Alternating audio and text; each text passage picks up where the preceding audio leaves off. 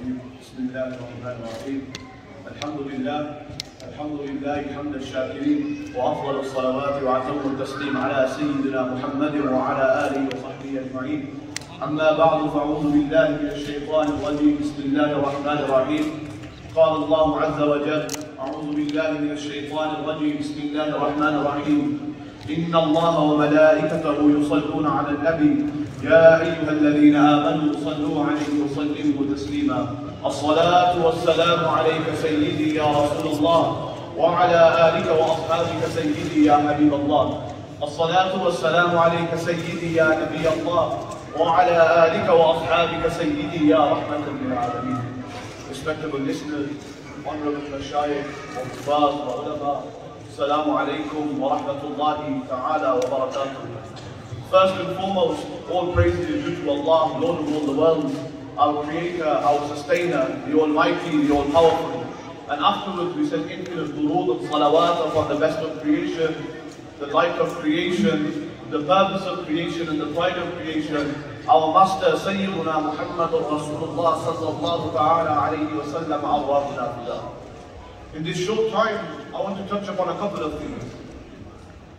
The first thing is overjoyed at the amount of youngsters that have attended today's event. And our message today is to those parents and also to the youngsters. There's a hadith in the Messenger of Allah sallallahu alayhi wa sallam in which he says, "Allimu awladakum thalatha hisal, hubba nabiyyikum wa hubba ahli baytihi wa qira'at al-Qur'an." So the Messenger of Allah sallallahu alayhi wa sallam, he says, teach your children three things. And it's important that we look at this tartib, this order specifically. That he sallallahu alayhi wa sallam first says, hubba nabiyyikum, that teach them love for the Messenger of Allah sallallahu alayhi wa sallam. Now the first thing I want to look at is to go into this in short detail. To look at why we should love the Prophet sallallahu alayhi wa sallam, and look at the status of the Messenger of Allah sallallahu alayhi wa sallam as well. That the love for the Messenger of Allah sallallahu alayhi wa sallam is ordained to us by the Quran. And it is ordained to us because it is sunnah of not only the Messenger of Allah sallallahu alayhi wa sallam, but to love the Prophet sallallahu alayhi wa sallam is the sunnah of Allah subhanahu wa ta'ala. That in a hadith of the Messenger of Allah sallallahu alayhi wa sallam, he sallallahu alayhi wa sallam narrates that the companions were sat in the masjid and they were talking about the different prophets of Allah. They were saying that Musa was Khalilullah, Isa was Ruhullah, and when Prophet sallallahu alayhi wa sallam was walking past and he said, Ana Habibullah, that I am the beloved of Allah subhanahu wa ta'ala. That the Messenger of Allah sallallahu alayhi wa sallam's rank is such that where every other prophethood was limited to a certain area.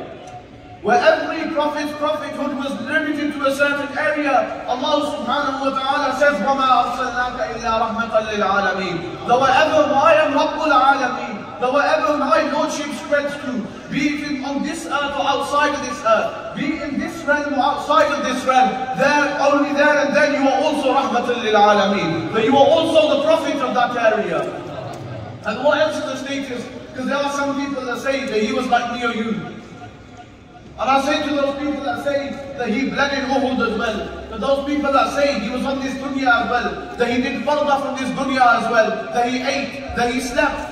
But do these same people not see that he sallallahu alayhi wa sallam led the Jamaat of all the prophets on the night of the Mi'raj? Do they not see that he sallallahu alayhi wa sallam ascended to that status where even Jibreel Ameen said, Ya Rasulullah, if I go past this I'll be burned? Do they not see that he sallallahu alayhi wa sallam on that day of Qiyamah, when there will be no one to save us, when there will be no one to look after us, when the only person's intercession that will be matter will be that of the Rasul sallallahu alayhi wa sallam?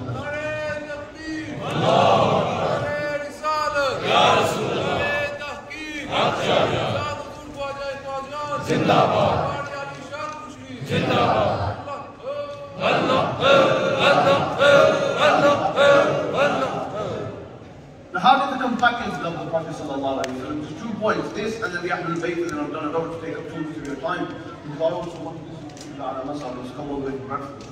So, how did the companions love him? This is the hadith in Bukhari. For all those that are hadith denied, they don't follow the hadith, they can't deny this.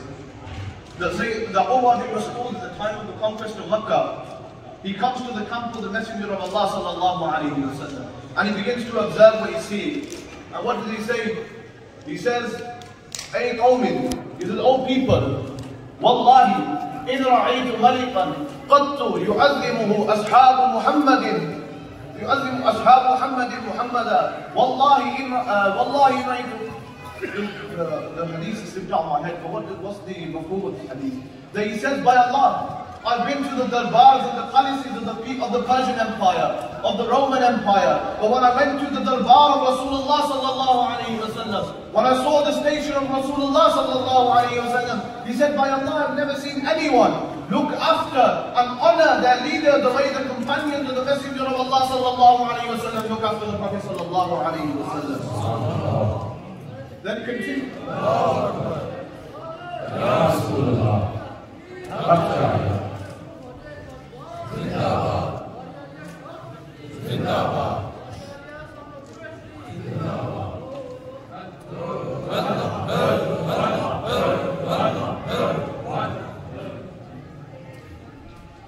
So, just to finish now, because you want to see the time go. And the next point I want to mention before the end was Hubba Ali Bayti, the second part of this hadith. And inshallah, another time we'll continue this. The Hubb of the Ahlul Bayt, the love for the Ahlul Bayt by Allah is the distinguisher between truth and falsehood. Is the distinguisher between those that are upon the path of the Ahlul Sunnah and those that aren't. And it has been like that since the time of the Messenger of Allah. And the last thing I want to leave you with, just to end, that by Allah, if you want your children sat around here, you see all these children, when you go back to your different various places, be it Bradford, London, or you take your Peterborough, fill your masajid, sit with scholars, sit with teachers, and by Allah teach your children the life of the Prophet ﷺ. Because if you want your children to be like the prophetic children, then there's no better example than Imam Hassan and Imam Hussein. If you want your daughters to be like prophetic daughters, then there's no better than Sayyidah Kainat, Sayyidah Khatun Jannat radiyallahu ta'ala anha. And by Allah, if you want your family to follow the example of a perfect family, there's no better family than the Ahlul Bayt of the Messenger of Allah sallallahu alayhi wa sallam. And I want to close with one verse of poetry that everyone knows. It wasn't anyone else that it was one of our Imam. But he says, Teri nasle paak mein hai, bacha bacha noor ka, tu hai aine noor tera, sab garana noor ka.